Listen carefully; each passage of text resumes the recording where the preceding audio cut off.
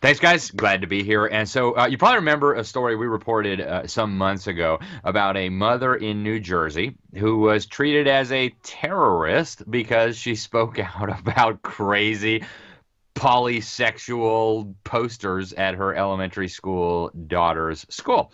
Well, she's fighting back now. Thank goodness. She has now just filed a federal lawsuit against 9 different individuals involved in this terror campaign they waged against her. A little reminder, if you don't remember the story, the mom was Angela Reading, actually a member of the school board, and she posted a thing on Facebook. It wasn't like harsh or radical or anything. It's just like, is this really appropriate for our kids? And I mean, 7-year-old kids, posters promoting polysexual. So her little daughter, 7 years old, says, "Mom, what's a polysexual?" And yeah, there you see the poster right there. And it's like, sorry, but that's not appropriate. So she posts this on Facebook, and the lunatics at the nearby U.S. military base say that we're treating this as a security threat, and they're informing state and local law enforcement. The local police chief in North Hanover actually makes phone calls to get the Facebook post taken down. So they treat this poor lady like she's some kind of like Al Qaeda or terrorists of some sort. And now this lawsuit is just, it's powerful. She teamed up with the Thomas More Society. It's a public interest legal firm. Here's how the suit concludes. It says the defendants acted singularly and in conspiracy with one another to deprive and chill the exercise of Miss Reading's rights, including rights protected by the United States and New Jersey constitutions. Of course, they did. They also turned this poor woman's life upside down. I want to show you a little clip of her sharing what this has done to her. Check it out. My entire life has been uprooted. When all this was taking place, I'm in law school. I had to stop going to school, not take my exams, which plummeted my GPA. I had to pull my kids from school during that time period for their safety. And I now don't feel safe with them even going back to that school, given how so many members of the community and the superintendent participated in this cancellation and portrayal of me as a security threat. So now I need to send my kids to a private school for their safety.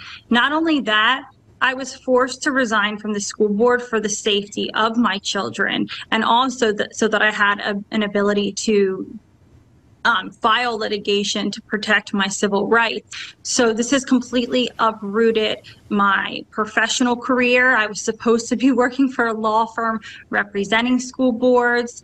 So there are damages far outreaching that will follow me throughout my entire life.